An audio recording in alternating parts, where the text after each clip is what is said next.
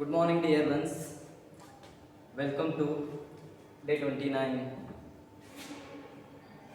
Most of the people are still not observing the videos.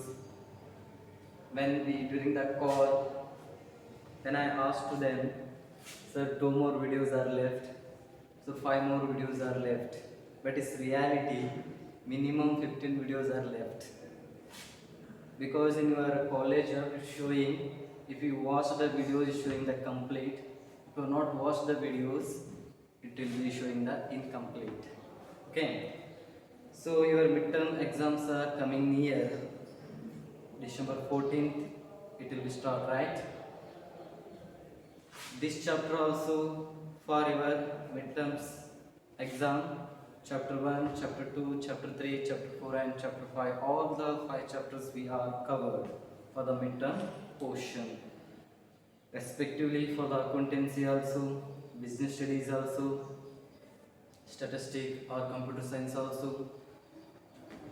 They are covered most probably all the midterm syllabus. Remaining only one chapters are each, the respective papers will be there. For mine also only one chapter is remain for the midterm portion, that is the chapter number 5, measures of central tendency. ಈಗಾಗಲೇ ಎಲ್ಲ ಉಪನ್ಯಾಸಕರು ನಿಮಗೆ ಕರೆಗಳನ್ನು ಮಾಡ್ತಾ ಇದ್ದಾರೆ, ಹೇಗೆ ಓದ್ತಾ ಇದ್ದೀರಾ, ಎಷ್ಟು ವಿಡಿಯೋಗಳನ್ನು ನೋಡಿದ್ದೀರಾ ಅಥವಾ ನೋಡ್ತಾ ಇದ್ದೀರಾ, ಈ ರೀತಿಯ ಅನೇಕ ಪ್ರಶ್ನೆಗಳನ್ನು ಅವ್ರು ಏನು ಮಾಡ್ತಾ ಇದ್ದಾರೆ ನಿಮಗೆ ಕೇಳ್ತಾ ಇದ್ದಾರೆ. ಬಟ್ ಇಲ್ಲಿ ಪ್ರತಿ ಸಾರಿ ಕಾಲ್ ಮಾಡಿದಾಗಲೂ ಕೂಡ ನಮಗೆ ಬಂದಂಥ ಉತ್ತರ, ಸರ್ ಇನ್ನೊಂದೆರಡು ವಿಡಿಯೋಸ್ ನೋಡಬೇಕಾಗಿದೆ, ಇನ್ನೊಂದು 3 ವಿಡಿಯೋಸ್ ಇದ್ದಾವೆ. ಬಟ್ ರಿಯಾಲಿಟಿ ನನಗೆ ಗೊತ್ತಿದೆ ನೀವು ಎಷ್ಟು ವಿಡಿಯೋಸ್ಗಳನ್ನು ನೋಡ್ತಾ ಇದ್ದೀರಾ ಅಂತ ಹೇಳಿ. Minimum not all the students, 80% of students 10, 12, 15 videos are remaining. ಪ್ರತಿಯೊಂದು ಸಬ್ಜೆಕ್ಟ್ನ 10-12 ವಿಡಿಯೋಗಳನ್ನು ಇನ್ನೂ ನೋಡಬೇಕಾಗಿದೆ. ಬಿಕಾಸ್ ಕಾಲೇಜ್ ಆ್ಯಪಲ್ಲಿ ತೋರಿಸ್ಕೊಡುತ್ತೆ, ನೀವು ವಿಡಿಯೋಸ್ಗಳನ್ನು ನೋಡಿದರೆ ಕಂಪ್ಲೀಟ್ ಅಂತ, ವಿಡಿಯೋಸ್ಗಳನ್ನು ನೋಡಿಲ್ಲ ಅಂದರೆ ಇನ್ಕಂಪ್ಲೀಟ್ ಅಂತ ತೋರಿಸುತ್ತೆ. ಸುಮ್ಮನೆ ಮಾಡಿಲ್ಲ ಕಾಲೇಜ್ ಆ್ಯಪನ್ನು ಇಲ್ಲಿ. ಬಟ್ ನಿಮಗೆ ತೋರಿಸೋದಿಲ್ಲ, ಲೆಕ್ಚರ್ಸ್ಗಳಿಗೆ ತೋರಿಸುವಂಥದ್ದು. Please concern about that. Because ಅದೆಷ್ಟೋ ಕಾಲೇಜ್ಗಳು ಇನ್ನೂ PU ತರಗತಿಗಳನ್ನೇ ಪ್ರಾರಂಭ ಮಾಡಿಲ್ಲ, ಆನ್ಲೈನ್ ಕ್ಲಾಸಸ್ಸನ್ನೇ ಸ್ಟಾರ್ಟ್ ಮಾಡಿಲ್ಲ. They got admit but still they are not start. ನಾನು ಪರ್ಟಿಕ್ಯುಲರ್ ಆಗಿ ಇದೇ ಕಾಲೇಜು ಇದೇ ಇನ್ಸ್ಟಿಟ್ಯೂಟ್ ಅಂತ ಹೇಳಲಿಕ್ಕೆ ಇಷ್ಟಪಡೋದಿಲ್ಲ. But when comes to the Sai Niketan college, they are doing really well. ತುಂಬ ಚೆನ್ನಾಗಿ time to time daily at least 3 ವಿಡಿಯೋಗಳಿಂದ 4 ವಿಡಿಯೋಸ್ಗಳು ನಿಮಗೆ ಬರ್ತಾ ಇದ್ದಾವೆ. ಆ್ಯಂಡ್ ನಿಮ್ಗೆ ಅರ್ಥ ಆಗಿಲ್ಲ ಅಂತಂದರೆ ಕಾಲೇಜಿಗೆ ಒಂದು ಡಿಸ್ಕಸ್ ಮಾಡಲಿಕ್ಕೂ ಕೂಡ ಅವ್ರು ಏನು ಮಾಡಿದ್ದಾರೆ, ಅವಕಾಶಗಳನ್ನು ಮಾಡಿಕೊಟ್ಟಿದ್ದಾರೆ. ಸೊ ದೇ ಆರ್ ಏನೊಂದು ರೆಗ್ಯುಲರ್ ಕ್ಲಾಸಸ್ಸಲ್ಲಿ ಫೇಸ್ ಟು ಫೇಸ್ ಮಾಡ್ತಾ ಇರೋದನ್ನು ನಾವು ಇವತ್ತು ಆನ್ಲೈನಲ್ಲಿ ಮಾಡ್ತಾ ಇದ್ದೀವಿ, ನಿಮ್ಗೆ ಯಾವುದೇ ಥರದ ಕೊರತೆಗಳಾಗಬಾರ್ದು ಅನ್ನೋ ಕಾರಣಕ್ಕೋಸ್ಕರ. ಡಿಸೆಂಬರ್ 14ರಿಂದ ನಿಮ್ಮ ಮಧ್ಯವಾರ್ಷಿಕ ಪರೀಕ್ಷೆಗಳು ಪ್ರಾರಂಭವಾಗ್ತಾ ಇದ್ದಾವೆ. ಆ ಅಂಕಗಳು ವಾರ್ಷಿಕ ಪರೀಕ್ಷೆಗೆ ಈಗಾಗಲೇ ಆ್ಯಡ್ ಆಗ್ತಾವೆ ಅಂತ ನಾನು ಈಗಾಗಲೇ ಹೇಳಿದ್ದೀನಿ. ಸೊ ಆಲ್ಮೋಸ್ಟ್ ಎಲ್ಲ ಲೆಕ್ಚರ್ಸು ಕೂಡ ಈ ಒಂದು ಮಧ್ಯವಾರ್ಷಿಕ ಪರೀಕ್ಷೆಗೆ ಸಂಬಂಧಪಟ್ಟ ಹಾಗೆ ಏನೆಲ್ಲ ಮುಗಿಸ್ಬೇಕಾಗಿತ್ತು ಅದನ್ನು ಆಲ್ಮೋಸ್ಟ್ ಮುಗಿಸಿದ್ದಾರೆ. ಕೆಲವ್ರದ್ದು ಒಂದು ಚಾಪ್ಟರ್ ಓದಿರ್ಬೋದು, ಕೆಲವ್ರದ್ದು ಇನ್ನೊಂದು ಅರ್ಧ ಚಾಪ್ಟರ್ ಓದಿರ್ಬೋದು, ರೆಸ್ಪೆಕ್ಟಿವ್ ಅವ್ರು ಮಾಡ್ತಾ ಇದ್ದಾರೆ. ಅದು ಮೈನ್ ಆಲ್ಸೋ ಅರ್ಥಶಾಸ್ತ್ರದಲ್ಲಿಯೂ ಕೂಡ ನನ್ನೊಂದು ಚಾಪ್ಟರ್ ಓದಿದೆ, ಅದನ್ನು ಇವತ್ತು ನಾನು ಸ್ಟಾರ್ಟ್ ಮಾಡ್ತಾ ಇದ್ದೀನಿ, ಕೇಂದ್ರೀಯ ಪ್ರವೃತ್ತಿಯ ಮಾಪನಗಳು ಅಂತ ಹೇಳಿ. Last 4 chapters especially we discuss regarding how to collect the data, how to organize the data and how to represent the data. Right now numerically how can we represent the data? ಈಗಾಗಲೇ ನಾವೇನು ಮಾಡಿದ್ದೀವಿ, ಈ ಹಿಂದಿನ ತರಗತಿಗಳಲ್ಲಿ ದತ್ತಾಂಶಗಳನ್ನು ಕಲೆ ಹಾಕೋದು ಹೇಗೆ, ದತ್ತಾಂಶಗಳನ್ನು ಸಂಘಟನೆ ಮಾಡೋದು ಹೇಗೆ ಮತ್ತು ಆ ದತ್ತಾಂಶಗಳನ್ನು ರೇಖಾಚಿತ್ರದ ಮೂಲಕ ನಿರೂಪಣೆ ಮಾಡೋದೆಂಬುದನ್ನು ಅನೇಕ ರೀತಿಯ ಪರಿಕಲ್ಪನೆಗಳನ್ನು ನಾವು ನೋಡಿದ್ದೀವಿ. ಬಟ್ ಈ ಒಂದು ಪ್ರಸ್ತುತ ಅಧ್ಯಾಯದಲ್ಲಿ ನ್ಯೂಮೆರಿಕಲಿ ಅಂದರೆ ಲೆಕ್ಕದ ಮೂಲಕ ನಾನು ದತ್ತಾಂಶಗಳನ್ನು ಯಾವ ರೀತಿ ನಿರೂಪಣೆ ಮಾಡಬಹುದು, ದತ್ತಾಂಶಗಳನ್ನ ಯಾವ ರೀತಿ ಅರ್ಥ ಮಾಡ್ಕೋಬಹುದು, ಲೈಕ್ ಮೀನ್ ಆಗಿರ್ಬೋದು, ಮೋಡ್ ಆಗಿರ್ಬೋದು, ಮೀಡಿಯನ್ ಆಗಿರ್ಬೋದು. Very important clarification here for the economics, especially for the statistics. These are the 2 faces of same coin. ಒಂದೇ ನಾಣ್ಯದ ಎರಡು ಮುಖಗಳ ಸಬ್ಜೆಕ್ಟ್ ಇವು. ಎಕನಾಮಿಕ್ಸ್ ಆಗಿರ್ಬೋದು, ಸ್ಟಾಟಿಸ್ಟಿಕ್ಸ್ ಆಗಿರ್ಬೋದು. ಸ್ಟಾಟಿಸ್ಟಿಕ್ಸ್ ರಮೇಶ್ ಬೆಳಗ್ಲಿ ಸರ್ ಆಗಿರ್ಬೋದು ಅಥವಾ ವಿವೇಕ್ ಸರ್ ಆಗಿರ್ಬೋದು ಸ್ಟಾಟಿಸ್ಟಿಕ್ಸ್ ಅನ್ನ ಸ್ಟಾರ್ಟ್ ಮಾಡಿದ್ದಾರೆ. ಇವನ್ ಫ್ಯೂಚರ್ ಅಲ್ಲಿ ನಾನು ಕೂಡ ಒಂದು ಸ್ಟಾಟಿಸ್ಟಿಕ್ ಕೆಲವು ಚಾಪ್ಟರ್ಗಳನ್ನ ಹ್ಯಾಂಡಲ್ ಮಾಡ್ತೀನಿ ನಿಮಗೆ. That is secondary. ಓಕೆ, ಇಲ್ಲಿ ಸ್ಟಾಟಿಸ್ಟಿಕ್ಸ್ ಅಲ್ಲಿ ಅವ್ರು ಏನ್ ಮಾಡ್ತಾರೆ, ಮೀನ್ ಹೇಳುವಂತ ಸಂದರ್ಭದಲ್ಲಿ, ಮೀಡಿಯನ್ ಹೇಳುವಂತ ಸಂದರ್ಭದಲ್ಲಿ ಅಥವಾ ಮೋಡ್ ಹೇಳುವಂತ ಸಂದರ್ಭದಲ್ಲಿ ಅವ್ರು ಯೂಸ್ ಮಾಡುವಂತ ಕೆಲವು ನೊಟೇಷನ್ಗಳು ಎಕನಾಮಿಕ್ಸ್ ಅಲ್ಲಿ ಯೂಸ್ ಮಾಡುವ ನೊಟೇಷನ್ ಗಿಂತ ಸ್ವಲ್ಪ ಡಿಫ್ರೆಂಟ್ ಆಗಿರ್ತವೆ. ಅಥವಾ ಅವ್ರು ಯೂಸ್ ಮಾಡುವಂತ ನೊಟೇಷನ್ಗಳು ನಾನು ಯೂಸ್ ಮಾಡೋದಿಲ್ಲ. The economics notations R again different here. ಅವರು ಸಮ್ಟೈಮ್ಸ್ ಜೆಡ್ ಅಂತ ಕರೀಬಹುದು, ನಾ ಡಿ ಅಂತ ಕರೀತಾ ಇರ್ತೀನಿ. ಅಥವಾ ಮೋಡಲ್ಲಿ ಅವ್ರು ಏನ್ ಮಾಡ್ತಿದ್ದಾರೆ F1 F2 F0 ಅಂತ ಹೇಳಿ ಕ್ಯಾಲ್ಕುಲೇಟ್ ಮಾಡೋದು ಸಂದರ್ಭ ನಾನು ಆ ಥರ ಹೇಳೋದಿಲ್ಲ, D0 D1 ಅಂತ ಹೇಳ್ತಾ ಇರ್ತೀನಿ. ಜಸ್ಟ್ ನೊಟೇಷನಲ್ಲಿ ಚೇಂಜಸ್ ಮಾಡ್ತಾ ಇರ್ತೀವಿ ಅಷ್ಟೇ. Again the procedure, calculation, method, everything will be the remain same. ನೀವು ಸ್ಟಾಟಿಸ್ಟಿಕ್ ಫಾರ್ಮುಲಾಗಳನ್ನ ಯೂಸ್ ಮಾಡಿ ಕೂಡ ಕ್ಯಾಲ್ಕುಲೇಟ್ ಮಾಡಿದ್ರು ಕೂಡ ಅಷ್ಟೇ ಆನ್ಸರ್ ಬರುತ್ತೆ. ಎಕನಾಮಿಕ್ಸ್ ಫಾರ್ಮುಲಾಗಳನ್ನ ಯೂಸ್ ಮಾಡಿ ಕ್ಯಾಲ್ಕುಲೇಟ್ ಮಾಡಿದ್ರು ಕೂಡ ಅಷ್ಟೇ ಆನ್ಸರ್ ಬರುವಂಥದ್ದು, ಏನು ಕೂಡ ಡಿಫ್ರೆನ್ಸ್ ಬರೋದಿಲ್ಲ. ಕನ್ಫ್ಯೂಸ್ ಮಾಡ್ಕೋಬೇಡಿ. ಯಾವ್ದಾದ್ರು ಒಂದು ಮೆಥಡ್ ಅನ್ನ ನೀವೇನ್ ಮಾಡ್ಬೇಕಾಗುತ್ತೆ, ಫಾಲೋ ಮಾಡ್ಬೇಕು. ಐದರ ಸ್ಟಾಟಿಸ್ಟಿಕ್, ಐದರ ಎಕನಾಮಿಕ್ಸ್. ನಿಮ್ಗೆ ಯಾವ್ದು ಕಂಫರ್ಟ್ ಅನ್ಸುತ್ತೆ, ಯಾವ್ದು ಈಸಿ ಅನ್ಸುತ್ತೆ ಆ ಫಾರ್ಮುಲಾಗಳನ್ನ ಹಾಕಿ ನೀವು ಸಾಲ್ವ್ ಮಾಡಬೇಕು. But end of the day answer will be the remain same. ಮತ್ತೆ ಆನ್ಸರ್ ಏನಾಗುವಂಥದ್ದು, ಸೇಮ್ ಆಗಿ ಬರುವಂಥದ್ದು. So today we are going to start chapter number 5. Chapter number 5, ಅಧ್ಯಾಯ 5, measures of central tendency. Measures of central tendency. Central tendency. Measures of central tendency. ಕೇಂದ್ರೀಯ ಪ್ರವೃತ್ತಿಯ ಮಾಪನಗಳು. ಕೇಂದ್ರೀಯ ಪ್ರವೃತ್ತಿಯ ಮಾಪನಗಳು.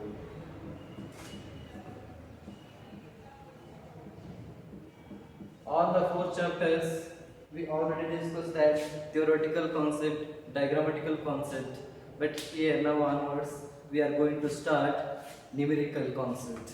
We are presenting our data in a numerical way. Like various measures we have in our statistics. ಇಲ್ಲಿವರೆಗೂ ನಾವು ಕೇವಲ ಕೆಲವು ಥಿಯೋರಿಟಿಕಲ್ ಸಿದ್ಧಾಂತಗಳ ಮೂಲಕ, ಪ್ರಾಯೋಗಿಕವಾಗಿ ಏನು ಇರಲಿಲ್ಲ ಅಲ್ಲಿ, ಕೆಲವು ಥಿಯರಿಗಳನ್ನು ಓದುವ ಮೂಲಕ, ಕೆಲವು ಪರಿಕಲ್ಪನೆಗಳನ್ನು ಓದೋದ್ರ ಮೂಲಕ, ರೇಖಾಚಿತ್ರಗಳನ್ನು ನೋಡೋದ್ರ ಮೂಲಕ ನಾವು ಅರ್ಥಶಾಸ್ತ್ರವನ್ನ ಅರ್ಥ ಮಾಡ್ಕೊಳ್ಳಿಕ್ಕೆ ಟ್ರೈ ಮಾಡಿದ್ವಿ. ಬಟ್ ಈ ಒಂದು ಅಧ್ಯಾಯದಿಂದ ಏನಾಗುತ್ತೆ, ಸಂಖ್ಯೆಗಳ ಮೂಲಕ ನಿಜವಾದ ಸಂಖ್ಯಾಶಾಸ್ತ್ರ ಯಾವ ರೀತಿ ಅರ್ಥಶಾಸ್ತ್ರದಲ್ಲಿ ಕೆಲಸ ಮಾಡುತ್ತೆ ಅನ್ನೋದನ್ನ ಲೆಕ್ಕ ಹಾಕುವುದರ ಮೂಲಕ, ಕೆಲವು ಲೆಕ್ಕಗಳ ಮೂಲಕ ನಾವೇನ್ ಮಾಡುವಂಥದ್ದು, ಅರ್ಥ ಮಾಡಿಕೊಳ್ಳುವಂಥದ್ದು. We have the various measures to understand the statistics for the presentation of data, especially for when comes to the central tendency. We are always calculated income or student marks or expenditure or the output or the production, whatever. Finally we are express those data in an average. ನಾವು ಆರ್ಥಿಕತೆಯಲ್ಲಿ ಅನೇಕ ಒಂದು ಪರಿಕಲ್ಪನೆಗಳನ್ನ ಲೆಕ್ಕ ಹಾಕ್ತಾ ಇದ್ದೀವಿ. ಒಂದು ವಿದ್ಯಾರ್ಥಿಗಳ ಅಂಕಗಳು ಎಷ್ಟು ಬಂದಾವು ಅಂತ ಆಗಿರ್ಬೋದು, ಅಥವಾ ಎಷ್ಟು ಖರ್ಚು ಮಾಡ್ತಾ ಇದೀವಿ ನಾವು, ಇಯರ್ಲಿ ಇನ್ಕಮ್ ಎಷ್ಟು ನಾನು ಆದಾಯವನ್ನ ವೆಚ್ಚ ಮಾಡ್ತಾ ಇದ್ದೀನಿ, ಅಥವಾ ಎಷ್ಟು ಆದಾಯವನ್ನ ಪಡ್ಕೋತಾ ಇದ್ದೀನಿ, ಎಷ್ಟು ಉತ್ಪನ್ನ ಹೊರಗಡೆ ಹೋಗ್ತಾ ಇದೆ, ಈ ರೀತಿಯಾದಂತಹ ಪರಿಕಲ್ಪನೆಗಳನ್ನ ನಾವು ಆದಷ್ಟು ಆರ್ಥಿಕತೆಯಲ್ಲಿ ಏನ್ ಮಾಡ್ತಾ ಇದೀವಿ, ಸರಾಸರಿಗಳಲ್ಲಿ ವ್ಯಕ್ತಪಡಿಸ್ತಾ ಇದ್ದೀವಿ. We are representing data the most of the time in averages. What is the average marks of first PU commerce student? ಕೇಳ್ತಾ ಇರ್ತಾರೆ, ಪ್ರಥಮ PUC ವಾಣಿಜ್ಯ ವಿಭಾಗದ ವಿದ್ಯಾರ್ಥಿಗಳ ಸರಾಸರಿ ಅಂಕಗಳೇನು? This average will be matters more here. Okay, in central tendency we are discuss mean, mode, median, quartile deviation, quartiles or percentiles. These many concepts we will discuss. ಈಗಾಗಲೇ ನಾವು ಕೇಂದ್ರೀಯ ಪ್ರವೃತ್ತಿ ಮಾಪನಗಳಲ್ಲಿ ಏನೆಲ್ಲ ಅಧ್ಯಯನ ಮಾಡ್ತೀವಪ್ಪ ಅಂತಂದ್ರೆ ಏನು, ಸರಾಸರಿ, ಅಂಕಗಣಿತದ ಸರಾಸರಿ ಅಂತಂದ್ರೆ ಏನು, ಅರಿಥಮೆಟಿಕ್ ಮೀನ್ ಅಂತ ಬರುವಂಥದ್ದು, ಅದಾದ ನಂತರ ಮಧ್ಯಾಂಕ ಅಂತಂದ್ರೆ ಏನು, ಬಹುಲಕ ಅಂತಂದ್ರೆ ಏನು, ಮೋಡ್, ಅದಾದ್ಮೇಲೆ ಕ್ವಾರ್ಟೈಲ್ಸ್ ಅಂತ ಬರ್ತಾವೆ, ಪರ್ಸೆಂಟೈಲ್ಸ್ ಅಂತ ಬರ್ತಾವೆ. ಇವೆಲ್ಲವನ್ನು ಕೂಡ ನಾವೇನ್ ಮಾಡುವಂಥದ್ದು ಈ ಅಧ್ಯಾಯದಲ್ಲಿ ಅಧ್ಯಯನ ಮಾಡುವಂಥದ್ದು. So in basically economics R in the statistics we have many central tendencies or many averages, but particular this chapter we are going to discuss three very important measures are averages. Three very important central tendencies are averages in this chapter. One is arithmetic mean. The topic will be the three important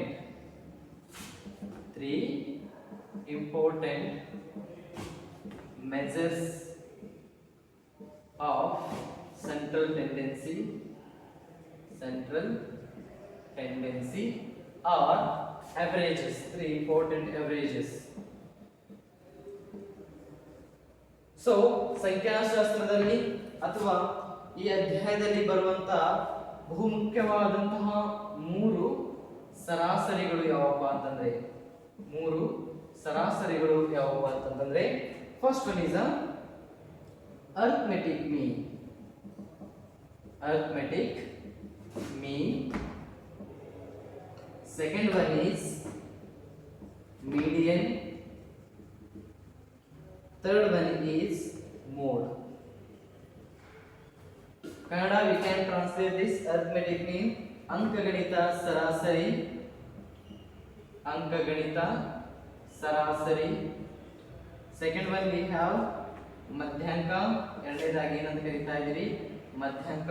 ಮೂರನೇದಾಗಿ ಬರುವಂತಹ ಮುಖ್ಯ ಸರಾಸರಿ ಯಾವ್ದಪ್ಪ ಅಂತಂದ್ರೆ ನಮಗೆ ಬಹುಲಕ.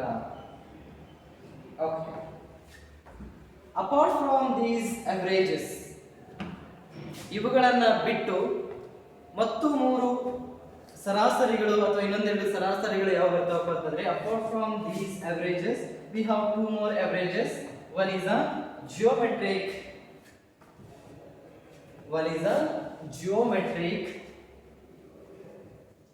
mean. Second one is a harmonic mean. ಇದು ಬಿಟ್ಟು ಕೂಡ ಇನ್ನೊಂದೆರಡು ಅವರೇಜಸ್ ಗಳು ಯಾವ ಬರ್ತಾವಪ್ಪ ಅಂತಂದ್ರೆ one is a geometric mean and next one will be the harmonic mean. ಇದನ್ನ ನಾವು ಗುಣಾತ್ಮಕ ಸರಾಸರಿ ಅಂತ ಕರೀತಾ ಇದ್ದೀವಿ. ಗುಣಾತ್ಮಕ ಸರಾಸರಿ, ಇದನ್ನು ಗುಣಾತ್ಮಕ ಸರಾಸರಿ ಅಂತ ಕರೀತಾರೆ. But right now, for the time being, these two averages are not important for your study purpose or for the calculation.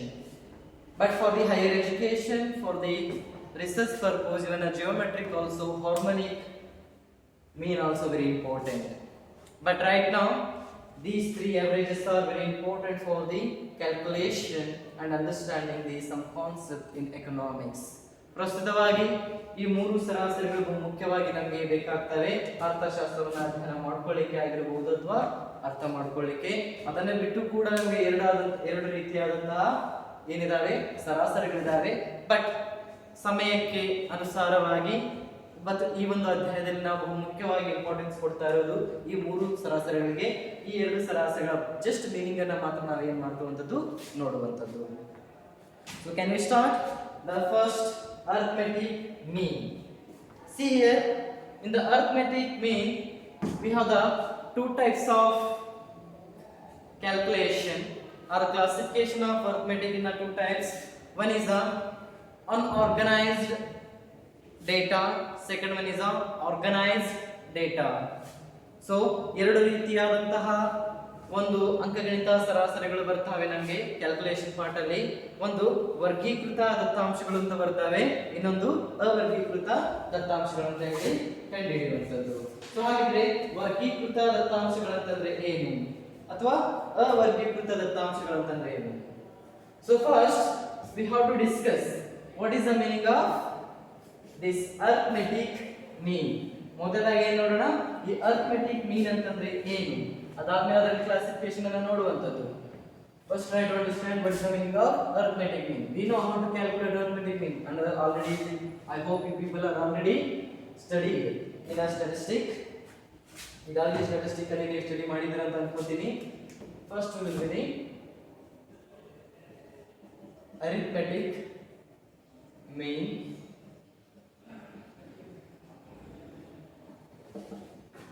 ಅಂಕಗಣಿತ ಸರಾಸರಿ. So what is the definition of this arithmetic ಮೀನ್? ಹಾಗಿದ್ರೆ ಅರ್ಥಮೆಟಿಕ್ ಮೀನ್ ಅಂತಂದ್ರೆ ಏನು? It's the sum of all the observations divided by the number of observations is called as a arithmetic mean. What is the definition? Sum of all the observations value divided by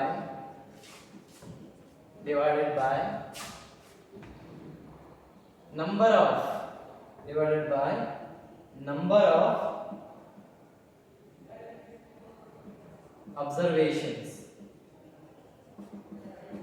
is called arithmetic mean. Sum of all the observations value divided by the number of observations is called arithmetic mean. And usually or generally we are denoted mean. Generally we are denoted mean as x bar.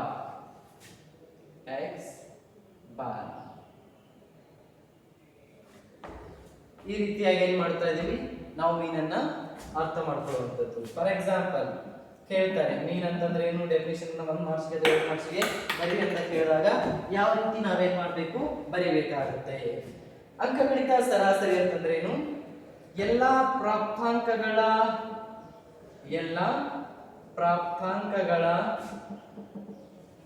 ಮೌಲ್ಯ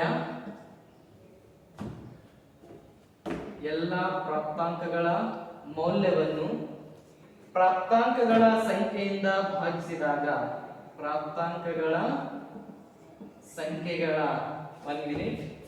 ಎಲ್ಲ ಪ್ರಾಪ್ತಾಂಕಗಳ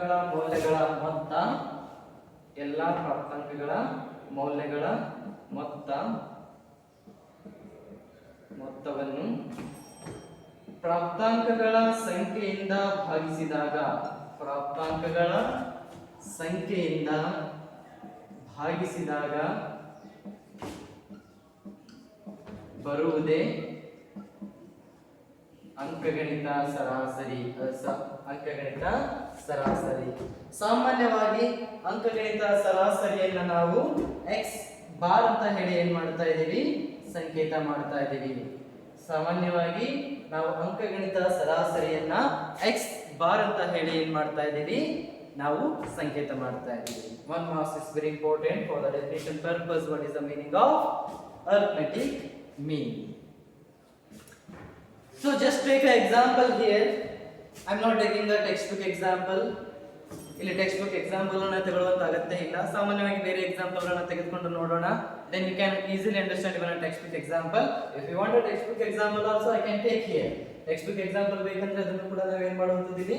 ತೆಗೆದುಕೊಳ್ಳುವಂತದ್ದು. But ಏನ್ ಮಾಡೋಣ ಇವಾಗ? ಯಾವಾಗಲೂ ಒಂದು example in your NCERT textbook they are provide an example household expenditure or monthly income ಅಂತ ಹೇಳಿ ತಗೊಂಡಿದ್ದಾರೆ.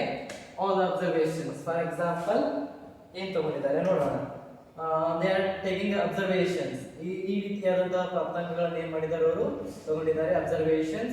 For example 1600, 1500, 1400, then 1525,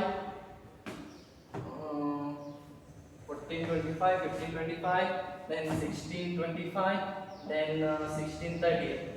I hope I am not wrong. I think the same example they provided in NCERT. ಇದೇ ರೀತಿ example ಅನ್ನು ಅವರು maybe NCERT ಅಲ್ಲೂ ಕೂಡ ಕೊಟ್ಟಿದ್ದಾರೆ ಅಂತ ಅನ್ಕೋತೀನಿ. So here how can you find out the observations here? ಈ ರೀತಿಯಾದಂತಹ ಪ್ರಾಪ್ತಾಂಕಗಳನ್ನು ಏನು ಮಾಡಿದ್ದಾರೆ ಅವರು ಕೊಟ್ಟಿದ್ದಾರೆ. ಎಷ್ಟು ಪ್ರಾಪ್ತಾಂಕಗಳನ್ನು ಕೊಟ್ಟಿದ್ದಾರೆ ಅವರು? 1 2 3 4 5 6. ಫಾರ್ ಎಕ್ಸಾಂಪಲ್ ಇನ್ಕಮ್ ಅಂತ ಹೇಳೋಣ, ಆರ್ ಮಂತ್ಲಿ ಎಕ್ಸ್ಪೆಂಡಿಚರ್. ಯಾವುದೋ ಒಂದು ಕುಟುಂಬದ ಮಂತ್ಲಿ ಎಕ್ಸ್ಪೆಂಡಿಚರ್ ಇಂದ January, Feb, March, April, May like they are giving the observations here. ಈ ರೀತಿ ಅಬ್ಸರ್ವೇಷನ್ಸ್ ಗಳನ್ನ ಕೊಟ್ಟಿದ್ದಾರೆ. These are the ungrouped datas. ಇವುಗಳನ್ನ ನಾವು ಅವರ್ಗೀಕೃತ ದತ್ತಾಂಶಗಳನ್ನು ಹೇಳಿ ಮಾಡ್ತಾ ಇದೀವಿ, ಕಲಿತಾ ಇದೀವಿ. What is the definition here? The value of all the observations or sum of all the observations value divided by the number of observations. ಒಟ್ಟು ಪ್ರಾಪ್ತಾಂಕಗಳ ಮೌಲ್ಯ ಮತ್ತು ಆ ಪ್ರಾಪ್ತಾಂಕಗಳ ಸಂಖ್ಯೆ ಇರಬೇಕು. So first we have to add all these observations. ಈ ಎಲ್ಲಾ observations ನ ಮೊದಲು ಏನು ಮಾಡಬೇಕ್ರಿ ನಾನು ಆಡ್ ಮಾಡಬೇಕಾಗುತ್ತೆ. For example 1600 plus 1500 plus 1400 plus 1525 plus 1625 plus 1630 divided by number of observations. How many observations we have?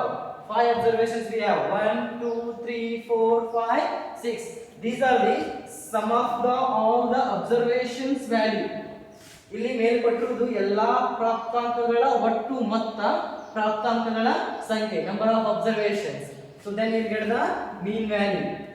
ಆವಾಗ ಏನು ಸಿಗುತ್ತೆ ನಿಮಗೆ? mean value ಸಿಗುತ್ತಕೊಳ್ಳುವಂತದ್ದು. So now I calculated ಎಷ್ಟು ಬರುತ್ತೆ average ಎಲ್ಲವನ್ನು ಕೂಡ ಆಡ್ ಮಾಡಿದಾಗ ಎಷ್ಟು ಬರುತ್ತೆ ಅಂತ ಹೇಳಿ ನೋಡುವಂತದ್ದು.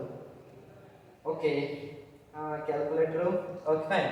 First one is a 1600, then second one is a 1500, third one is a 1400 plus 1525 plus 1625 plus 1630. The total value will be 9280 divided by number of observations will be 5. 9280 divided by 5, it will be the 1865. 1856. How many observations we have? 1 2 3 4 5 6. Is it right or wrong? Obviously it will be wrong because the number of observations are 6, but I took a 5 here. I am sorry, but ಆದರೂ ಕೂಡ ನೀವು check ಮಾಡ್ತಾ ಇದ್ದೀರಿ, ನೀವು ನೋಡ್ತಾ ಇದ್ರು ಇಲ್ಲ ಅಂತ ಹೇಳಿ. Number of observations will be the 6 here. ಎಷ್ಟಿದಾವೆ ಅಲ್ಲಿ ಪ್ರಾಪ್ತಾಂಕಗಳ ಸಂಖ್ಯೆ ಎಷ್ಟಿದೆ? 6 ಇದೆ, ಬಟ್ ನಾನು 5 ಹಚ್ಕೊಂಡಿದ್ದೆ. 5 ಹಚ್ಕೊಂಡ್ರೆ ಏನಾಗುತ್ತೆ? ತಪ್ಪಾಗುತ್ತೆ. See 1 2 3 4 5 6. 9280 divided by 6. Yes, exactly it will be the 1547 rupees. Other actual answer is for 1546.66 ಬಂದಿದೆ. It will be round figure considered as a 1546. I am not wrong in my ancient textbook also they are provided the same answer. ಇಷ್ಟೇ answer ಬಂದಿರಬಹುದು ಅಂತ ಅನ್ಕೊಳ್ತೀನಿ. The observations are remain same. The observations are take same values. ಒಂದೇ ರೀತಿಯ ಪ್ರಾಪ್ತಾಂಕಗಳನ್ನು ನಾವು ತೆಗೆದುಕೊಂಡಿದ್ದೀವಿ, ಅಲ್ಲಿರೋದನ್ನ ಮತ್ತು ನಾವು ತಗೊಂಡಿರೋ ಪ್ರಾಪ್ತಾಂಕಗಳು ಸೇಮ್ ಇದಾವೆ ಅಂತಂದ್ರೆ ಕ್ಯಾಲ್ಕುಲೇಷನ್ ಕೂಡ ಏನಾಗಿರಲೇಬೇಕು? Same ಆಗಿರಲೇಬೇಕು. So this is the normal, the concept of arithmetic mean. ಇದನ್ನ ಏನಂತ ಕರೀತಾ ಇದ್ದೀವಿ ನಾವು? arithmetic mean ಅಂತ ಹೇಳಿ ಏನು ಮಾಡ್ತಾ ಇದ್ದೀವಿ? ಕರೀತಾ ಇರುವಂತದ್ದು. But I hope you people are understand how you calculate the arithmetic mean. ಇವಾಗ ನಾವು ಬರುವಂತದ್ದು classifications of the arithmetic mean. So ಈ ಒಂದು ಅಂಕಗಣಿತ ಸರಾಸರಿಯ ವರ್ಗೀಕರಣ ಅಂತ ಕರೀತಾ ಇದ್ದಾರೆ ಕನ್ನಡದಲ್ಲಿ. Classifications of arithmetic mean. Classification of arithmetic mean. ಯಾವುದಂದ್ರೆ ಅಂಕಗಣಿತ ಸರಾಸರಿಯ ವರ್ಗೀಕರಣ. Especially we have two categories of two classification. First one is ungrouped data, classification for ungrouped data, and second one is classifications for grouped data.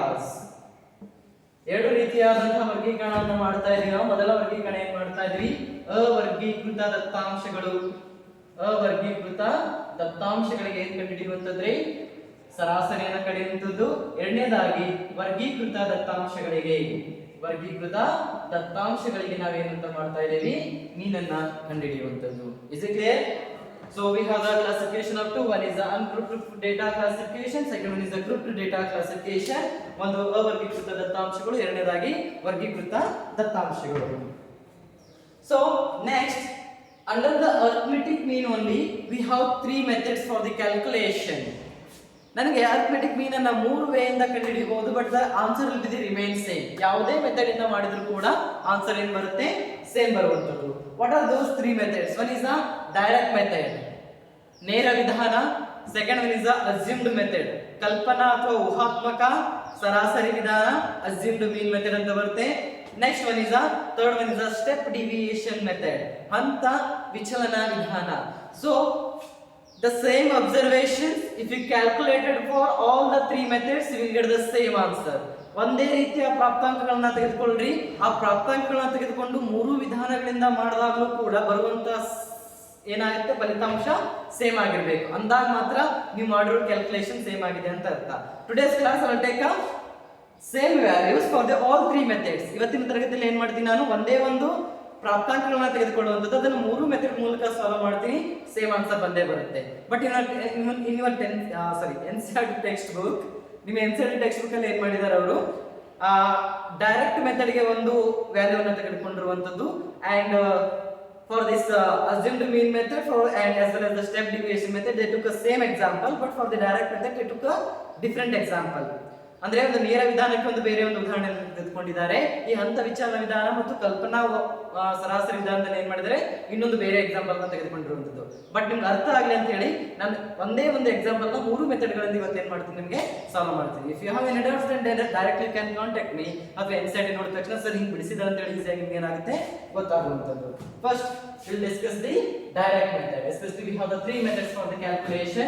For the 6 marks question definitely they will ask, for the midterm also, and will also solve this problem with the help of step deviation method and direct method, or assumed mean method or the step deviation method ಅಂತ ಹೇಳಿ ಏನು ಮಾಡ್ತಾ ಇರ್ತಾರೆ ಕೇಳುವಂತದ್ದು. So first one is the direct method. ಮೊದಲು ಯಾರು ಮಾಡೋಣ, ನಾವು ನೇರ ವಿಧಾನವನ್ನ ಮಾಡುವಂತದ್ದು. ನೇರ ವಿಧಾನದ ಮೂಲಕ ಅರ್ಥಮೆಟಿಕ್ ಮೀನ್ ಅನ್ನು ನಾವು ಯಾವ ರೀತಿ ಕಂಡುಹಿಡಿತಾ ಇದ್ದೀವಿ. For the help of direct method, how can we find the mean? So what are the values they are provided? Example, score in economics, or marks in economics. What are the values they are provided? Marks in economics, echo. ಅರ್ಥಶಾಸ್ತ್ರದಲ್ಲಿ ಅವರು ಪಡೆದುಕೊಂಡಂತಹ ಅಂಕಗಳನ್ನು ಹೇಳ್ತಾರೆ. 55, then 78, then 58. I am not wrong, that the same answer they will took here. Okay, 40, 50, 55, 78, 58. So these are the values. ಈ ರೀತಿಯ ಅಂದ್ರೆ ಅರ್ಥಶಾಸ್ತ್ರದಲ್ಲಿ ಮಕ್ಕಳು ಪಡೆದುಕೊಂಡಂತಹ ಏನ್ ಕೊಟ್ಟಿದ್ದಾರೆ, ಅಂಕಗಳನ್ನ ಕೊಟ್ಟಿದ್ದಾರೆ. ಒಬ್ರು 40 ಪಡ್ಕೊಂಡಿದ್ದಾರೆ, ಒಬ್ರು 50 ತಗೊಂಡಿದ್ದಾರೆ, ಒಬ್ರು 55 ತಗೊಂಡಿದ್ದಾರೆ, ಒಬ್ರು 78 ತಗೊಂಡಿದ್ದಾರೆ, ಒಬ್ರು 58 ತಗೊಂಡಿದ್ದಾರೆ. ಈ ರೀತಿಯ 5 ವಿದ್ಯಾರ್ಥಿಗಳು ಪಡೆದುಕೊಂಡಂತ ಅಂಕಗಳನ್ನು ಏನ್ ಮಾಡಿದ್ದಾರೆ ಅವರು ನಮಗೆ ಈಗಾಗಲೇ ಕೊಟ್ಟಿದ್ದಾರೆ. With the help of these observations we have to find mean with the direct method.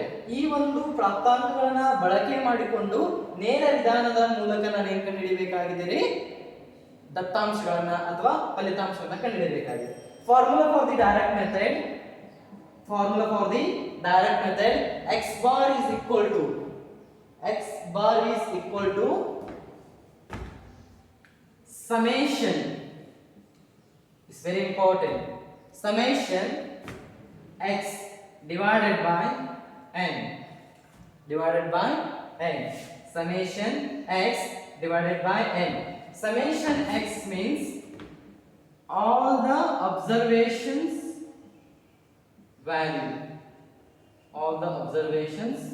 value, then n will be the number of observations. ಕನ್ನಡದಲ್ಲಿ ಹೇಳೋದಾದ್ರೆ ಎಲ್ಲಾ ಪ್ರಾಪ್ತಾಂಕಗಳ ಮೌಲ್ಯ, ಪ್ರಾಪ್ತಾಂಕಗಳ ಸಂಖ್ಯೆ, ಒಟ್ಟು ಪ್ರಾಪ್ತಾಂಕಗಳ ಸಂಖ್ಯೆ, ಎಲ್ಲಾ ಪ್ರಾಪ್ತಾಂಕಗಳ ಮೌಲ್ಯ. This is very important. This is called, first one is the direct method. So here first we have to add all these values or the observations here. So now I can add all these values here. The first one is 40 plus 50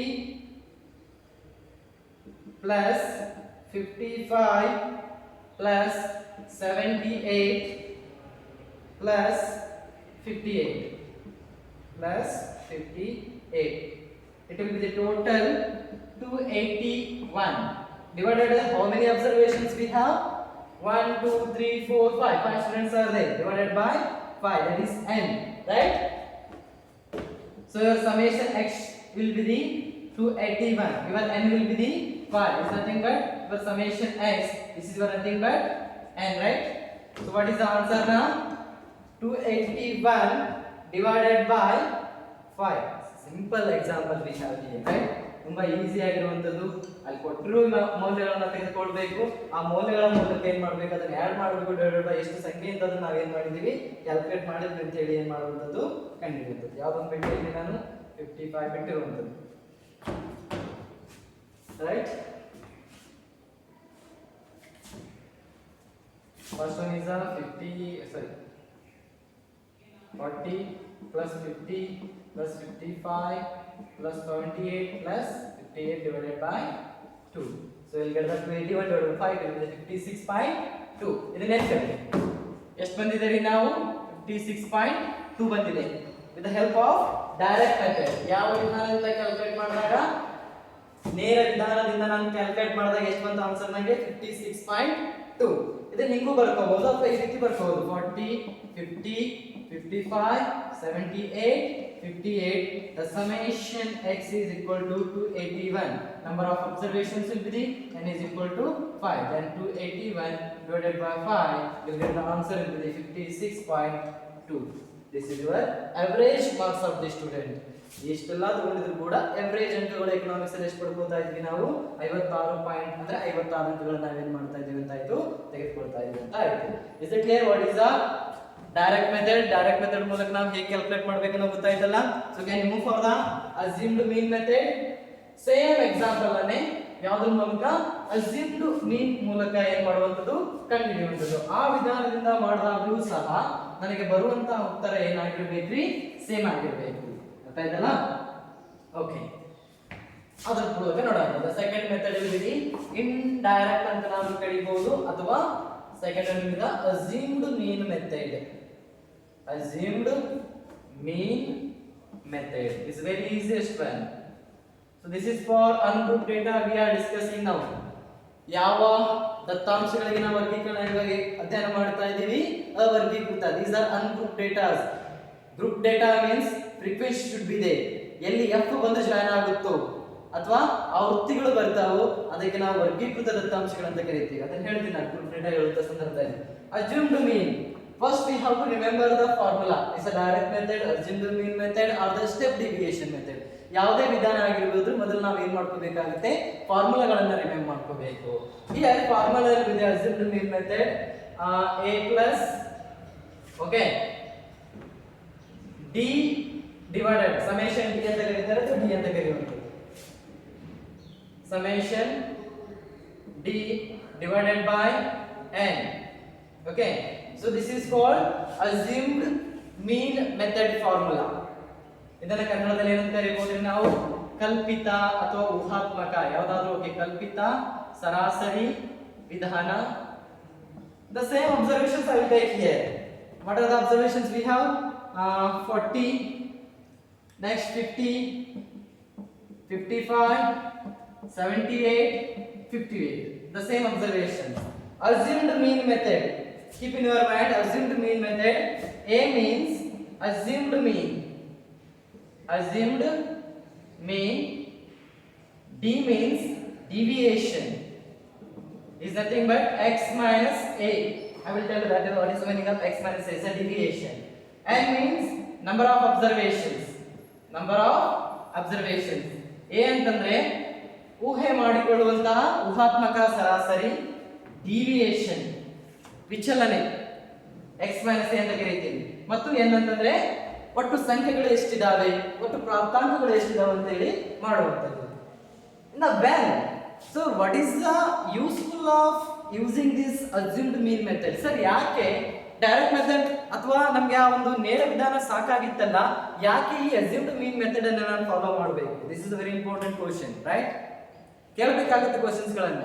because ಸುಮ್ಮನೆ ಅಂತೂ ಆ method ಅನ್ನು ನಾವೇನ್ ಮಾಡ್ತಿರೋದಿಲ್ಲ, calculate ಮಾಡ್ತಾ ಇರೋದಿಲ್ಲ. There is a particular purpose should be there, right? In the direct method we can calculate when the datas are very small. ದತ್ತಾಂಶಗಳು ಕಡಿಮೆ ಇದ್ದ ಸಂದರ್ಭದಲ್ಲಿ ನಾನು ನೇರ ವಿಧಾನವನ್ನ ಏನ್ ಮಾಡಬಹುದ್ರಿ?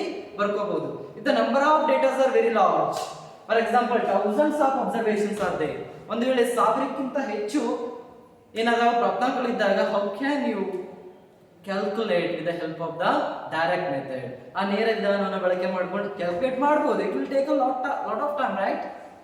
It will take A huge time. ತುಂಬಾ ಸಮಯವನ್ನು ಪಡ್ಕೊಳ್ಳುತ್ತೆ ಅದು. ಹಾಗಾಗಿ when the data are very large or bigger, then we use the assumed mean because of saving the time. ಸಮಯವನ್ನು ಉಳಿತಾಯ ಮಾಡೋದಕ್ಕೋಸ್ಕರ ಮತ್ತು ಪ್ರಾಪ್ತಾಂಕಗಳ ಒಂದು ವ್ಯಾಪ್ತಿ ಗಾತ್ರ ತುಂಬಾ ದೊಡ್ಡದಿದ್ದಂತ ಸಂದರ್ಭದಲ್ಲಿ ನಾವು ಏನ್ ಮಾಡ್ತೀವಿ, ಈ ಒಂದು ಕಲ್ಪಿತ ಅಥವಾ ಊಹಾತ್ಮಕ ಸರಾಸರಿ ವಿಧಾನವನ್ನು ಏನ್ ಮಾಡ್ತೀವಿ, ಬಳಕೆ ಮಾಡ್ತೀವಿ. ಸೊ ಎ ಮೀನ್ಸ್ ಇದರಲ್ಲಿ ಯಾವ್ದಾದ್ರೂ ಒಂದು ಸಂಖ್ಯೆಯನ್ನ ನಾನು ಏನ್ ಮಾಡ್ಕೋಬೇಕು, ಮೀನ್ ಅಂತ consider ಮಾಡ್ಕೊಂಡ್ಬಿಡ್ಬೇಕು. Out of this observation, take any observations. It may be a 40, it may be a 50, it may be a 55, 78 or 58. Any values you can consider as a assumed mean. For example, here I will consider 50 is my assumed mean. You can take a 40 also assumed mean. You can take a 78 is also. Whatever it is comfort for you, you can take. ಇವಾಗ ನಾನು ಏನು ಮಾಡ್ತಾ ಇದ್ದೀನಿ, ನನಗೆ 50 ಅನ್ನೋದು ಒಂದು assumed mean ಅಂತ ತೆಗೆದುಕೊಳ್ತಾ ಇದ್ದೀನಿ. Okay. Next here we have to find a deviation, summation d. How you calculate deviation? X minus a. These all are your x, x1, x2, x3, x4, x5. These all are your x. In this x you have to deduct the assumed mean value. ಈ x ಗಳಲ್ಲಿ ನಿಮ್ಮ assumed mean ಅಥವಾ ಸರಾಸರಿ ಮೌಲ್ಯವನ್ನು ನೀವು ಏನು ಮಾಡಬೇಕಾಗುತ್ತೆ, minus ಮಾಡಬೇಕಾಗುತ್ತೆ. ಅಂತ ಸಂದರ್ಭದಲ್ಲಿ ನಿಮಗೆ ಏನು ಸಿಗುತ್ತೆ, ಡಿವಿಯೇಷನ್ ಸಿಗುವಂತದ್ದು. ಅದಕ್ಕೆ ನಾನು ಟೇಬಲ್ ಕ್ರಿಯೇಟ್ ಮಾಡ್ತೀನಿ ನೋಡ್ರಿ. ಇಲ್ಲಿ ಫಾರ್ ಎಕ್ಸಾಂಪಲ್ ಯಾವ ರೀತಿ ಟೇಬಲ್ ಕ್ರಿಯೇಟ್ ಮಾಡಬಹುದಪ್ಪ, ಫಾರ್ ಎಕ್ಸಾಂಪಲ್ ಏನಿದಾವೆ ಮಾರ್ಕ್ಸ್ ಮಕ್ಕಳು ತೆಗೆದುಕೊಂಡಿರುವಂತದ್ದು 40 ಇದೆ, 50 ಇದೆ, 55 ಇದೆ, 78 ಇದೆ, 58 ಇದೆ. Okay, so this is the total, it will be the 281. Next one, deviation ಕಂಡುಹಿಡಿಯಬೇಕಾಗಿದೆ. d ಏನು ಕಂಡುಹಿಡಿತೀವಿ ಅಂತಂದ್ರೆ is nothing but x minus a. These all are your x, x, x, x, x, x. But a means assumed mean. ಏನು ತಗೊಂಡಿದ್ದೀನಿ, a is equal to 50 ಅಂತ ಈಗ already ನಾನು select ಮಾಡಿಬಿಟ್ಟಿದ್ದೀನಿ. This is my a. Right? ಬೇಕಿದ್ರೆ ನೀವು 58 ತಗೋಬಹುದು, 40 ತಗೋಬಹುದು, check ಮಾಡ್ಕೊಳ್ಳಿ, ಆನ್ಸರ್ ಸೇಮ್ ಬಂದೇ ಬರುತ್ತೆ. ಓಕೆ, ಇವಾಗ ನಾನು 50 ಅಂತ ತಗೊಂಡಿದ್ದೀನಿ. Your x is 40 here minus 50, it means answer will be minus 10. ಚಿಕ್ಕ ಸಂಖ್ಯೆಗಳ ದೊಡ್ಡ ಸಂಖ್ಯೆಗಳಾದಾಗ ಅದು ಏನು ಬರುತ್ತೆ, ಋಣಾತ್ಮಕ ಬರುವಂತದ್ದು. Then x will be the 50, a also 50, answer will be the 0. 55 is x, 50 is your a, answer will be the 5. 78 minus 5, it will be the 28. Next one, 58 minus 50, answer will be the 8. So ಇದೆಲ್ಲವನ್ನು plus ಮಾಡಿ. 28 plus 8, 36, 41. 41 minus 10. ಮೊದಲು plus ಇರುವಂತದ್ದನ್ನ ಎಲ್ಲೋ ಒಂದ್ ಕಡೆ plus ಮಾಡ್ಕೋಬೇಕು, ಅದರಲ್ಲಿ ಆಮೇಲೆ ಅದನ್ನ ಏನು ಮಾಡಬೇಕು, ಮೈನಸ್ ಮಾಡಬೇಕು. ಇಟ್ ವಿಲ್ ಬಿ ದಿ 41 ಬರುತ್ತೆ. ಅದರಲ್ಲಿ ಮೈನಸ್ 10 ಅನ್ನು ಏನು ಮಾಡ್ಕೊಳ್ಳ್ರಿ, ಅವಾಗ ಆನ್ಸರ್ ಎಷ್ಟು ಬರುತ್ತೆ ನಿಮಗೆ, 31 ಬರುವಂತದ್ದು. Easy one. ಈ ರೀತಿ ನಾವು ಯಾವಾಗಲೂ ಡೇಟಾಗಳನ್ನ ಕ್ಯಾಲ್ಕುಲೇಟ್ ಮಾಡಬೇಕು, ಎಲ್ಲೂ ಕೂಡ ತಪ್ಪಾಗೋದಿಲ್ಲ. ಸೊ ಎಷ್ಟು ಬಂದ answer it will be the 31. Correct ಇದೆ ಅಲ್ಲ? Yes, it will be the 31. So now add the values here. assumed mean plus summation d divided by n, right? So assumed mean will be the 50. a ಅಲ್ಲಿ ಎಷ್ಟು ತಗೊಂಡಿದ್ದೀರಾ, 50 ಅಂತ ತಗೊಂಡಿದ್ದೀನಿ. ಈ summation D ಮಾಡಿದೆ ನಾನು, ಎಷ್ಟು ಬಂತು ಸಮೇಷನ್ ಡಿ, 31 ಬಂದಿದೆ ನನಗೆ. ಡಿವೈಡೆಡ್ ಬೈ ಎಷ್ಟು n ಇದಾವೆ ನನಗೆ, 5 n ಇದಾವೆ, ರೈಟ್? ಅಬ್ಸರ್ವೇಷನ್ಸ್ ಎಷ್ಟು ಇದಾವೆ ನನಗೆ, 5 ಇದಾವೆ. ಇವಾಗ ಮಾಡಿ ಕ್ಯಾಲ್ಕುಲೇಷನ್ ಎಷ್ಟು ಬರುವಂತದ್ದು, 31 divided by 5. 31 divided by 5, answer will be the 6.2, right?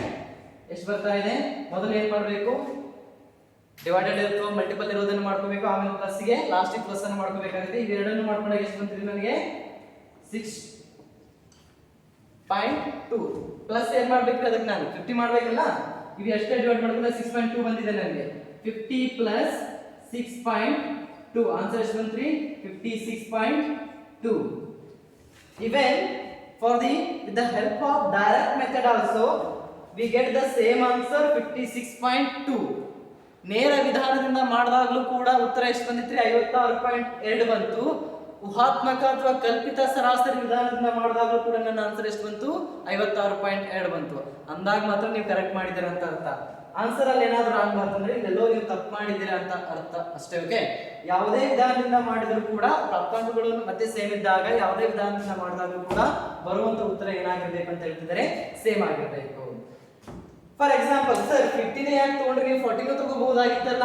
Okay fine, 40 ತಗೊಂಡು ಕ್ಯಾಲ್ಕುಲೇಟ್ ಮಾಡೋಣ, ತಪ್ಪೇನಿದೆ, ಅದನ್ನು ಕೂಡ ಹೇಳ್ಕೊಟ್ಬಿಡ್ತೀನಿ ನಿಮಗೆ. ಕೆಲವರು ಡಿಸ್ಕಸ್ ಮಾಡ್ತಾರೆ, ಸರ್ ನಾನು 50 ತಗೊಳ್ತೇನೆ, ನಾನು 50 ಅಂದ್ರೆ ಇಷ್ಟ ಇಲ್ಲ, ನಾನು 40 ತಗೊಳ್ತೀನಿ. Okay fine man, we can. ಅದನ್ನು ಕೂಡ ನಾವೇನ್ ಮಾಡ್ಬೋದು, ಇದನ್ನ ಇವಾಗ ಅಂತ ಕನ್ಸಿಡರ್ ಮಾಡ್ತೀನಿ ನಾನು. ಇವಾಗ ನೋಡ್ರಿ 40 ಮೈನಸ್ 40, ನನ್ನ ಎಕ್ಸ್ ಕೂಡ 40 ಇದೆ, ಎ ಕೂಡ 40 ತಗೊಂಡಿದ್ದೀನಿ, 0 ಆಯ್ತು. 50 ಬದಲಾಗಿ ಏನು ತಗೊಂಡಿದ್ದೀನಿ ಅಂತ ಅನ್ಕೊಳ್ಳೋಣ, ಇವಾಗ 40 ತಗೊಂಡಿದ್ದೀನಿ ಅನ್ಕೊಳ್ಳೋಣ. 50 minus 40 it will be the 10. 55 minus 40 ಎಷ್ಟು ಬರುತ್ತೆ, 15 ಬರುತ್ತೆ. then 78 minus 40 38, then 58 minus 48 it will be the 18. just add this all the values. ಈ ಎಲ್ಲಾ values ಗಳನ್ನು ಏನು ಮಾಡ್ತಾ ಹೋಗ್ರಿ, ಆಡ್ ಮಾಡ್ತಾ ಹೋಗಿ, ಅವಾಗ ಏನು ಸಿಗುತ್ತೆ ನಿಮಗೆ, ಸಮೇಷನ್ t ಸಿಗುವಂತದ್ದು. ಇದು ಪದೇ ಪದೇ ಲಾಕ್ ಆಗುತ್ತೆ. Okay fine, first one is 10 plus 15 plus 38 plus 18. 0 into 0 ಇದ್ರೆ ಇರುತ್ತಲ್ವಾ, so answer will be the 81, right. ಇದು ಕೈಯಲ್ಲಿ ಇಲ್ಲ, ಲಾಕ್ ಆಗುತ್ತೆ. ಸೊ ಇವಾಗ ಏನು ಮಾಡೋಣ, ಇದೇ ಸೇಮ್ ಕ್ಯಾಲ್ಕುಲೇಷನ್ ಪ್ರಕಾರ ನೋಡೋಣಲ್ಲ, ಸೇಮ್ ವ್ಯಾಲ್ಯೂಗಳನ್ನು ಹಾಕ್ತಾ ಹೋಗೋಣ. ಇವಾಗ ಬರುತ್ತಿಲ್ಲ ನೋಡೋಣ, 56.2 ಬರುತ್ತಿಲ್ಲ ನೋಡೋಣ. ಎಷ್ಟು ಬಂದಿದ್ದೀರಿ, ಎ ಅಂತಂದ್ರೆ ಎಷ್ಟು ತಗೊಂಡಿದೀವಿ ನಾವು, 40 ತಗೊಂಡಿದ್ವಿ. ಎ ಅಂತಂದ್ರೆ ಸಮೇಷನ್ ಡಿ ಎಷ್ಟು ಬರ್ತಾ ಇದೆ ನನಗೆ, 81 ಬರ್ತಾ ಇದೆ. ಡಿವೈಡೆಡ್ ನಂಬರ್ ಆಫ್ ಅಬ್ಸರ್ವೇಷನ್ಸ್ ಎಷ್ಟಿದಾವೆ, 5 ಇದಾವೆ. ದೆನ್ ಫಸ್ಟ್ ಏನು ಮಾಡ್ರಿ, 40 ಪ್ಲಸ್ ಅನ್ನು ಹಾಗೆ ಇಟ್ಕೊಳ್ರಿ, 81 ಡಿವೈಡೆಡ್ ಬೈ 5 ಮಾಡ್ಕೊಳ್ರಿ. So it will B answer will be 16.213, right. 40 plus 16.2 is nothing but your 56.2. any values you can take, even a 55 also, 78 also, 58 also, the answer will be the remain same for the direct method also, for the assumed mean method also. ನೀವು ಯಾವುದೇ ವಿಧಾನದಿಂದ ಮಾಡಿದಾಗಲೂ ಕೂಡ ಬರುವಂತ ಉತ್ತರ ಏನಾಗಿರುತ್ತೆ ಅಂತ ಆಯ್ತು, easy ಆಗಿರುತ್ತೆ ಅಥವಾ ಸೇಮ್ ಆಗಿರುತ್ತೆ ಅಂತ ಆಯ್ತು. The last method is a step deviation method. ಆ ಮೆಥಡ್ ಇಂದ ಮಾಡಿದಾಗಲೂ ಕೂಡ ಬರುವಂತ ಆನ್ಸರ್ ಏನಾಗಬೇಕು, ಇವಾಗ ನಮಗೆ ಸೇಮ್ ಆಗಬೇಕು. ಆ ಮೆಥಡ್ ಇಂದ ಕೂಡ ನಾವೇನ್ ಮಾಡೋಣ ನೋಡ್ಬಿಡೋಣ. The third method is a step deviation method. Why we are using the step deviation method again? ಯಾಕೆ ನಾವು ಆ ಒಂದು ಹಂತ ವಿಚಲನ ವಿಧಾನವನ್ನ ಸರ್ ಯೂಸ್ ಮಾಡ್ತೀವಿ? Again when the data are again very large, ಯಾವಾಗ ಪ್ರಾಪ್ತಾಂಕಗಳ ಸಂಖ್ಯೆ ಮತ್ತು ಹೈ ಆಗಿತ್ತು, then we will take the common factor there. ಅಲ್ಲಿ ಏನ್ ಮಾಡ್ತೀವಿ ನಾವು, ಒಂದು ಕಾಮನ್ ಫ್ಯಾಕ್ಟರ್ ಅಂತ ಸಿ ಅಂತ ಹೇಳಿ ಒಂದು ವ್ಯಾಲ್ಯೂವನ್ನು ತೆಗೆದುಕೊಳ್ಳುವುದರ ಮೂಲಕ ಏನ್ ಮಾಡ್ತೀವಿ, ದತ್ತಾಂಶಗಳನ್ನ ಕ್ಯಾಲ್ಕುಲೇಟ್ ಮಾಡುವಂಥದ್ದು. ಫಾರ್ ದ ಲಾಸ್ಟ್ ಡೇಟಾ ಅಲ್ಲಿ ಕೂಡ ನಾವೇನ್ ಮಾಡ್ತೀವಿ, ಲಾಸ್ಟ್ ಡೇಟಾಸ್ ಗಳಿಗೆ ಏನ್ ಮಾಡುವಂತದ್ರಿ, ಕ್ಯಾಲ್ಕುಲೇಟ್ ಮಾಡುವಂಥದ್ದು. Third method is very important for the 6 marks question also, for the 4 marks question also. The third one is a very important method, that is a step deviation method. Step deviation method. So why we are using this method for the calculation of economics? ಯಾಕೆ ಅರ್ಥಶಾಸ್ತ್ರದಲ್ಲಿ ಇದನ್ನ use ಮಾಡ್ತಾ ಇದೀವಿ? ಇದನ್ನ ಕನ್ನಡದಲ್ಲಿ ಏನಂತ ಕರೀಬಹುದ್ರಿ ನಾವು, ಹಂತ ವಿಚಲನ ವಿಧಾನ. ಹಂತ ವಿಚಲನ ವಿಧಾನ, right? So here for the large data we are using for the step deviation method. Again I will take the same data here. What are the marks of student we get here? 40, 50, 55, 78, and next one will be the 58. These are the marks we have. Then what is the formula? First we have to remember. Formula ಏನಿದೆ ಹಾಗಿದ್ರೆ step deviation formula ಇದೆ ನೋಡ್ಕೊಳ್ಳೋಣ. A plus summation d dash divided by n into c. C means common factor. We already know that. A means assumed value. D means mean deviation. That is only deviation. This is the mean deviation. N means number of observations. C is a common factor. A ಅಂದ್ರೆ ಊಹಾತ್ಮಕ ಸರಾಸರಿ, ಇದು ಸರಾಸರಿಯ ಒಂದು ವಿಚಲನೆ. N ಅಂತಂದ್ರೆ ಈಗಾಗಲೇ ಪ್ರಾಪ್ತಾಂಕಗಳ ಸಂಖ್ಯೆ ಅನ್ನೋದು ಗೊತ್ತಿದೆ. C ಅಂತಂದ್ರೆ ಕಾಮನ್ ಫ್ಯಾಕ್ಟರ್, ಒಂದು ಸಾಮಾನ್ಯವಾಗಿ ತೆಗೆದುಕೊಳ್ಳುವಂತಹ ಮೌಲ್ಯ. ಅಂದ್ರೆ ಈ ಪ್ರಾಪ್ತಾಂಕಗಳು ಆ ಒಂದು ಸಂಖ್ಯೆಯಿಂದ ಏನಾಗಬೇಕು, ಭಾಗ ಆಗ್ತಾ ಇರಬೇಕು. ಈ ಎಲ್ಲಾ ಪ್ರಾಪ್ತಾಂಕಗಳು ಯಾವ್ದಾದ್ರು ಒಂದು ಸಂಖ್ಯೆಯಿಂದ ಏನಾಗ್ತಿರ್ಬೇಕು, ಭಾಗ ಆಗ್ತದೆ. For example 100, 50, 60, 70, 80. What is the common factor of these values? Common factor will be 10. 10 ರಿಂದ ಎಲ್ಲಾ ಸಂಖ್ಯೆಗಳು ಭಾಗ ಆಗ್ತಾವಲ್ಲ, even common factor also we can take also common factor. Common factor ಅಂದ್ರೆ ಡೆಸಿಬಲ್ ಅಲ್ಲಿ ಬರಬಾರ್ದು. ನಾನು ಕ್ಯಾಲ್ಕುಲೇಟ್ ಮಾಡಿದಾಗ ಡಿವೈಡ್ ಮಾಡಿದಾಗ ಪಾಯಿಂಟ್ ಅಲ್ಲಿ ಬರಬಾರ್ದು. For example 15. This is not a common factor of 10 because 15 divided by 10 is the 1.5. This is not a common factor. ಈ ರೀತಿ ಡೆಸಿಬಲ್ ಅಲ್ಲಿ ನನಗೆ ಏನು ಮಾಡಬಾರದು, ಅದು ಬರಬಾರದು. ಪೂರ್ಣ ಸಂಖ್ಯೆಗಳು ಬರಬೇಕು ನನಗೆ ಡಿವೈಡೆಡ್ ಮಾಡಿದಾಗ. For example 100 divided by 10 is nothing but 10. 50 divided by 10, the full value is 5. 60 divided by 10, it will be 60. Here 5 also common factor because 5 ಅಂತ ಮಾಡಿದಾಗ ಕೂಡ ನನಗೆ ಪೂರ್ಣ ಸಂಖ್ಯೆಗಳು ಬರ್ತವೆ. ನಿಮಗೆ ಯಾವುದು ಬೇಕೋ ಆ ಕಾಮನ್ ಫ್ಯಾಕ್ಟರ್ ಗಳನ್ನು ಏನು ಮಾಡಬಹುದು, ನೀವು ತೆಗೆದುಕೊಳ್ಳಬಹುದು. ಬಟ್ ಹಿಯರ್ ಕಾಮನ್ ಫ್ಯಾಕ್ಟರ್ ಬಿಡಿ ನಾನು ಆಕ್ಚುಲಿ 5 ಅಂತ ತೆಗೆದುಕೊಳ್ತಾ ಇದ್ದೀನಿ. 5 ರಿಂದ ಈ ಮೂರು ಸಂಖ್ಯೆಗಳು ಹೋಗ್ತವೆ, ಬಟ್ ಇದು ಎರಡು ಹೋಗೋದಿಲ್ಲ. But in text book they took common factor ಬಿಡಿ 10 ಅಲ್ಲಿ. ಬಟ್ ಅಲ್ಲಿ ಬೇರೆ ಎಕ್ಸಾಂಪಲ್ ನ ತೆಗೆದುಕೊಂಡಿದ್ದಾರೆ ಅವರು. ಹಾಗಾಗಿ ಕಾಮನ್ ಫ್ಯಾಕ್ಟರ್ ಏನು ಮಾಡಿದ್ದಾರೆ 10 ಅಂತ ತೆಗೆದುಕೊಂಡ್ರೆ ಅದರಿಂದ ಎಲ್ಲಾ ಸಂಖ್ಯೆಗಳು ಏನಾಗ್ತವೆ, ಹೋಗ್ತವೆ. ಇಲ್ಲಿ ನಾನು ಕಾಮನ್ ಫ್ಯಾಕ್ಟರ್ ಏನು ಮಾಡಿದ್ದೀನಿ 5 ಅಂತ ತೆಗೆದುಕೊಂಡಿದ್ದೀನಿ. ಬಿಕಾಸ್ ಮ್ಯಾಕ್ಸಿಮಮ್ ಆಗಿ ಮೂರು ಸಂಖ್ಯೆಗಳು ಏನಾಗ್ತಿದಾವೆ, ಡಿವೈಡ್ ಆಗ್ತಿದಾವೆ. ಸೊ ಹಾಗಾಗಿ ಎರಡು ಸಂಖ್ಯೆಗಳ ಬಗ್ಗೆ ನಾನು ತೆಗೆದುಕೊಳ್ಳುವಂತ ಅಗತ್ಯ ಇರೋದಿಲ್ಲ. ಹಿಯರ್ ಗೊತ್ತಾಯ್ತಲ್ಲ ಕಾಮನ್ ಫ್ಯಾಕ್ಟರ್ ಅಂತಂದ್ರೆ ಅಸ್ಯೂಮ್ಡ್ ವ್ಯಾಲ್ಯೂ ತಗೋಬೇಕು. ಮತ್ತೇನು ತಗೊಳ್ಳೋಣ, ಅಸ್ಯೂಮ್ಡ್ ವ್ಯಾಲ್ಯೂ 40 ತಗೊಂಡ್ಬಿಡೋಣ್ರಿ ಏನ್ರಿ. ಓಕೆ 40 ತಗೊಳ್ಳೋಣ. 40 is the my assumed mean now. First I have to find deviation. D is equal to ಏನು ಹೇಳಿದೆ ನಾನು, x minus a. D is nothing but x minus a. Okay, so now find same 40 minus 40 is equal to 0. 50 minus 40 is 10. Okay, ಸ್ವಲ್ಪ clean ಆಗಿ 40 minus 40 is equal to 0. 50 minus 40 is equal to 10. 55 minus 40 is 15. 78 minus 40 is considered as a 28. 38, right? Yes. Then 58 minus 40 is 18, right? ಇದನ್ನ ಮತ್ತೆ ಏನು ಮಾಡಬೇಕು, D dash ಕಂಡುಹಿಡಿಯಬೇಕು ನಾನು. D dash is nothing but D divided by C. Deviation divided by common factor. Common factor ಅಂದ್ರೆ ಏನಂತ ತೆಗೆದುಕೊಳ್ತಾ ಇದೀನಿ, ಎ ಅಂದ್ರೆ 40 ತೆಗೆದುಕೊಳ್ತಾ ಇದೀನಿ. ಏನ್ ನಂಬರ್ ಆಫ್ ಅಬ್ಸರ್ವೇಷನ್ಸ್ 5 ಇದಾವೆ. ಕಾಮನ್ ಫ್ಯಾಕ್ಟರ್ ಬಿಡಿ 5 ಅಂತ ತೆಗೆದುಕೊಳ್ತಾ ಇದೀನಿ. Okay, then common factor D divided by ಎಷ್ಟು ಬಂದಿದೆ, 0 divided by 5 0. 10 divided by 5 is 2. 15 divided by 5 3. 38 divided by 5. 38 divided by 5. 38 divided by 5. 7.6. Last one is the 18 divided by 5. 18 divided by 5 is 3.6. Just add that, you get the summation d dash. First one is the 0, let it be 2 plus 3 plus 7.6 plus then 3.6. The total value will be 16.2 is your summation d dash. ಎಷ್ಟು ಬರ್ತಾ ಇದೆ summation d dash 16.2 ಬರ್ತಾ ಇದೆ. ಈ calculation ಪ್ರಕಾರ ಈ ವ್ಯಾಲ್ಯೂಗಳನ್ನು substitute ಮಾಡೋಣಲ್ಲ, ಎಷ್ಟು ಬರ್ತದೆ ನೋಡ್ಬೋದು. ವ್ಯಾಲ್ಯೂಗಳನ್ನು ಸಬ್ಸ್ಟಿಟ್ಯೂಟ್ ಮಾಡಿದಾಗ a ಅಂದ್ರೆ ಎಷ್ಟು ತಗೊಂಡಿದ್ದೀರಿ, 40 ತಗೊಂಡಿದ್ದೆ. summation d dash is nothing but 16.2 and is nothing but 5. The common factor is also 5. First, for the Bottomless rule you have to be ಮೊದಲು ಏನು ಮಾಡಬೇಕ್ರಿ, ಡಿವೈಡೆಡ್ ಬೈ ಮಾಡಬೇಕು, then multiple, then minus, then final ವಿಧಿ add ಅನ್ನ ಮಾಡಬೇಕಾಗುತ್ತೆ. ಮೊದಲು ಏನು ಮಾಡ್ಕೊಳ್ಳೋಣ, 40 ಪ್ಲಸ್ ಅನ್ನು ಹಾಗೆ ಹಚ್ಕೊಳ್ಳೋಣ, ಇದನ್ನ ಕ್ಲಿಯರ್ ಮಾಡ್ಕೊಳ್ಳೋಣ. ಸೊ 16.2 ಡಿವೈಡೆಡ್ ಬೈ 5 ಎಷ್ಟು ಬರ್ತಾ ಇದೆ, 3.24 ಇಂಟು ಏನು ಮಾಡಬೇಕು, ಅದಕ್ಕೆ ನಾನು 5 ಮಾಡಬೇಕು. 3.24 into 5. So we'll get the again 16.2, right?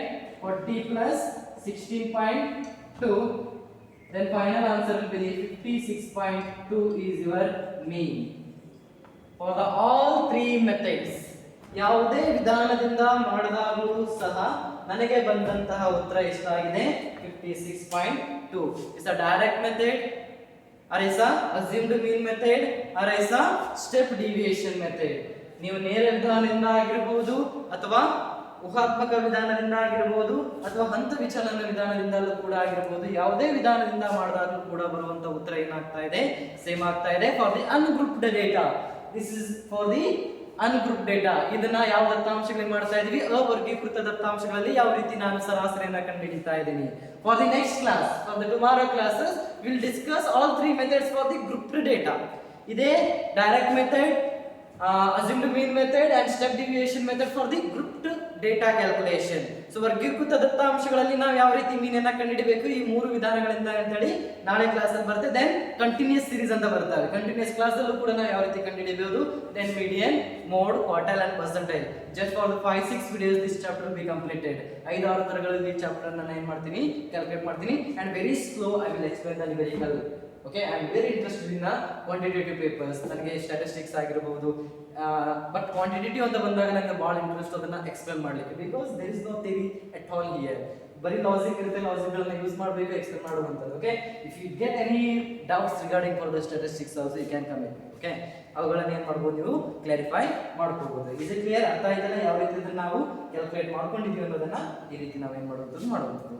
So tomorrow class we will discuss for the group data how can we calculate the mean. Okay, ಅಲ್ಲಿವರೆಗೆ ಏನು ಮಾಡಿ, ಚೆನ್ನಾಗಿ ಓದ್ಕೊಳ್ಳಿ. Till then read well. Thank you very much.